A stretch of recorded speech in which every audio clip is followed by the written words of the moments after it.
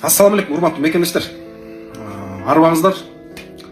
Айта кетчү нерсе, биз деле өлкөдө бийликти шайлоо жолу менен, мыйзам жолу менен же конституцияда көрсөтүлгөн жол менен алмаштырууну каалайбыз. Бирок мыйзам иштебеген өлкөдө, мыйзамдын ордуна эки достун түшүнүгү иштеген өлкөдө кантип мыйзамдуу шайлоо жолу менен бийликти алмаштыруу мүмкүн? Өзүңөр күбө болуп аткандай, болгону жергиликтүү гана кеңештин шайлоолорундагылар одоно мыйзам бузуу менен талапкерлердин укугун тебелөө менен биргеликте өткөзүп жатканына өзүңөр күбө болуп жатасыңар. Мүмкүн мунун максаты башкадыр. Себеп дегенде иттин өлүгү башка жакта жаткандыр. Бишкек шаарынын жанында жайгашкан райондорду Бишкек шаарынын курамына киргизүү болгон. Кошулган Бишкек шаарынын курамына. Ошондой эле бул ал райондордо жүздөгөн гектар айдоо жерлери бар. Ал айдоо жерлердин тагдырын ошол Бишкек шаардын депутаттары чечет да, туурабы? Мүмкүн ошон үчүн ал жака социал-демократтар сыяктуу партиянын кереги жок болуп жаткандыр. Ал эми ал жерлердин эсебин кандай кылып табат, бийлик өзү билет. Анан урматтуу достор, эки дос күч түзүмдөрүн, спецназды, сотторду, эң негизгиси түрмөнү өздөрүнүн саясий оппоненттерин оозун жаба турган, бийликтин саясатын колдобой турган, өзүнүн пикирин билдире турган жарандардын оозун жаба турган, аларды майып кыла турган, алардын бизнесин тартууга турган бир инструментке айландырган. Эң негизгиси түрмөлөрдү эки дос кен байлыктарды, жер байлыктарды сатканга ыңгайлуу бир инструмент катары пайдаланып алды. Пайдаланып калды бүгүнкү күндө тилекке каршы. Баарыңар күбө болуп атасыңар, туурабы? УКМКнын төрагасы өзүнүн кызматтык абалын кыянаттык менен пайдаланып, баласынын коррупционер менен, буга чейин коррупционер экени далилденген киши менен биргеликте миллиондогон долларларды сарптап, инвестор болобуз деген шылтоо менен коммерциялык жол курганга жол берип койду. Өзү жол ачып койду ошого. Бул эч кандай бир мамлекеттин кызыкчылыгына дал келбейт. Өзүн өзү сыйлаган мыйзамдуу өлкөлөрдө мындай одоно мыйзам бузууларга жол берилбейт, урматтуу мекендештер. Бул деген өзүнүн жарандарын жана өзү чоң кызматты ээлеп турган мамлекеттин мыйзамын сыйлабастык болуп эсептелет. Ошондой эле бүгүнкү бийлик 7 миллион элдин, бүгүнкү жарандардын жана алардын балдарынын, неберелеринин дагы ырыскысын кошуп, уурдап, кен байлыктарыбызды сатып, бирок жетимдесилерге үй берди, 2-3 төрөгөндөргө үй берди, акчалай сыйлык берди, майда чүйдө спортсмендерди кабыл алды, анан жарандыгы жокторго паспорт берди, паспорту жокторго фонтан салды, асфальт төшөдү, ак үй салдык деген майда чүйдө мамлекет болгондон кийин, мамлекеттин өзү түзүлүшү болгондон кийин аткарыла турган иштерди бетине кармап алып, элди алаксытып жатат. Бирок эң негизгиси эл алаксыбай кадыресе көз ачылып калды, урматтуу мекендештер. Бул албетте өнүгүү эмес.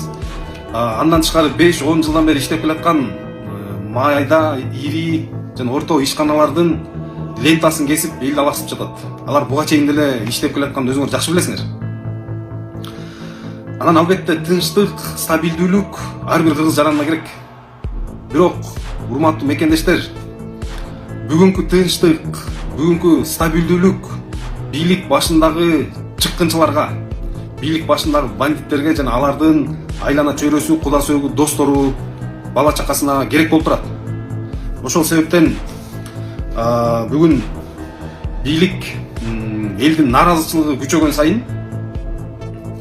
эл массалык башаламандыкка даяр болуп, массалык түрдө өзүнүн нааразылыгын билдиргенге даяр болуп калганына көзү жеткендиктен бүгүн ар кандай провокацияларга даярданып атат.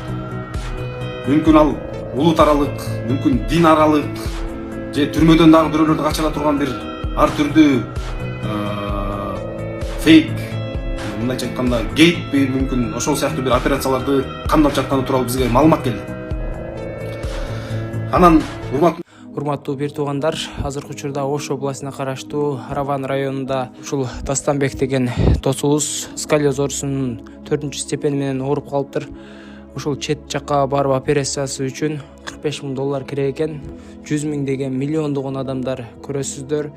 Ушул жигитке кайдыгер карабастан өзүнүн эм банкына перевод кылып кетсеңиздер, аябай жакшы болот эле. Ушул жигит дагы операция болот эле туугандар. Алланын ыраазычылыгы үчүн. Assalamu alaikum. Men бул оору менен балалык кезден бери ооруп келем. Бул эми аракет кылып баштадым буюрса. Түндө жатканымда артыларым ошо позвоночник ийилген жерлер батат, анан чалка жатып калганда ошондой болуп ооруп калат. Анан санчка туруп ал жериме бер жериме, анан бул жан баштап жатсам ошо алдымдагы сөөгүм кайрадан алдына чыгып дем алышым кыйындатат да. Түнү жатканымда кичине чалка жатканымда мындай кылып берсем, мындай эки ошо грудной клетканын бир немелери кусоктору бири-бирине кирип калганын сезем да, кадимкидей.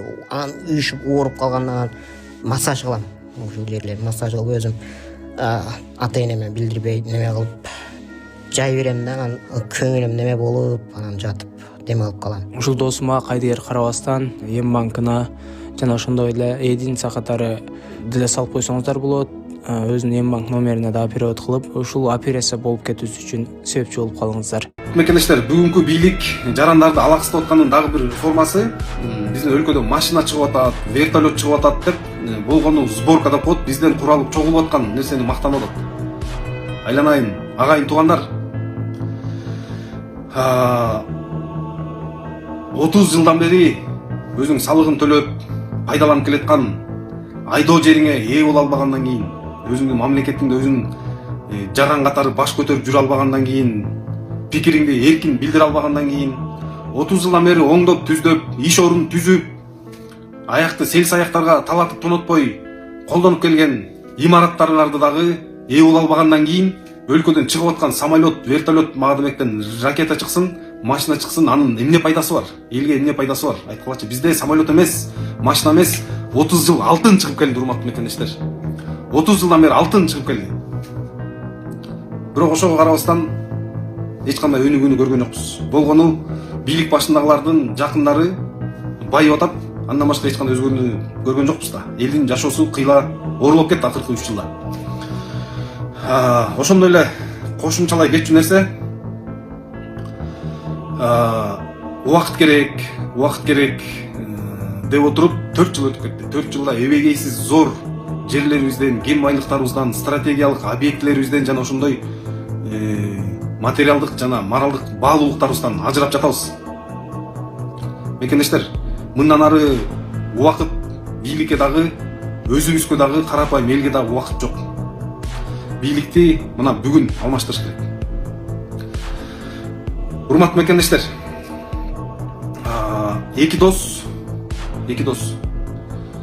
Баткенде коңшу өлкө менен болгон кагылышууда каза болгон биздин жоокерлерибизге дагы, ошол эки достун айынан каза болгон жоокерлерибизге дагы баатыр деген, посмертно деп коет, өлгөндөн кийин дагы баатыр намын бергенди ыра көрүшкөн жок.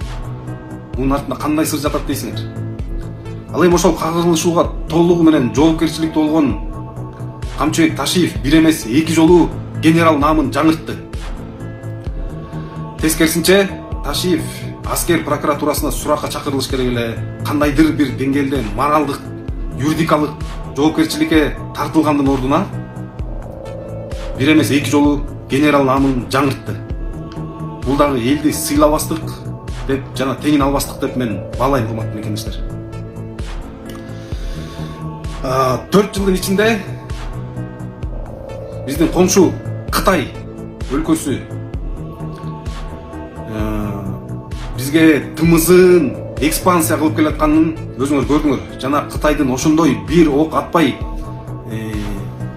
мындай экспансия кылып басып ала турганына бийлик шарт түзүп, жөн гана жол берип койбостон көмөктөшүп жатканына дагы көзүбүз жетти, урматтуу мекендештер. Элестетип көрсөңөр, акыркы 1-2 жылда эле кандай биз Кытайдын саясатын таасирин астына алып калдык. Эми дагы 4 жыл, 5 жыл, мүмкүн дагы 2 жылдын ичинде биз экспансиядан чалбай калабыз. Бул келечекте абдан опурталдуу биздин суверенитетке, биздин коопсуздугубузга, урматтуу мекендештер, чоң суроолорду жаратат. Урматтуу мекендештер, бардыгыңарга мен өткөндө кайрылгам. Жөө жүрүш болот деп. Жөө жүрүш десе сөзсүз түрдө Оштон Бишкекке, Баткенден Бишкекке келиш шарт эмес. Жөө жүрүштө мен баарыңарды бириктирип, баардык область райондорду атап өткөндүн себеби биз мыйзамдуу өлкөнү карай, мыйзамдуулукту карай, жаркын келечекти карай, жөө жүрүш, аң сезимге карай жөө жүрүш бул эң негизгиси. Бул жолдо жөө жүрүш эмес. Ошон үчүн каалагандар машина менен деле келсеңер болот Бишкекке. Бирок ошол региондордон дагы бизге сиздердин колдооңор керек болот. Себеби областтык жана райондук администрация башчылары бүгүнкү эки достун кылмыштуу бийлигине, алардын кылмыштуу иштерине көмөктөшүп жатканын баарыбыз билебиз. Ошол себептен ошол күнү алардын дагы ошол күндөн баштап кызматты ээлегенге моралдык укугу болбой калат. Ошол себептен биз региондордо дагы силердин жардамыңарга муктаж болобуз. Урматтуу мекендештер. Ушуну менен баарыңарга ийгилик каалайм. Мен буюрса байма-бай алыңарга чыгып маалыматтарды берип турам. Чукул арада биз өзгөрүүгө жетишибиз керек, урматтуу мекендештер. Бизде андан башка жол жок.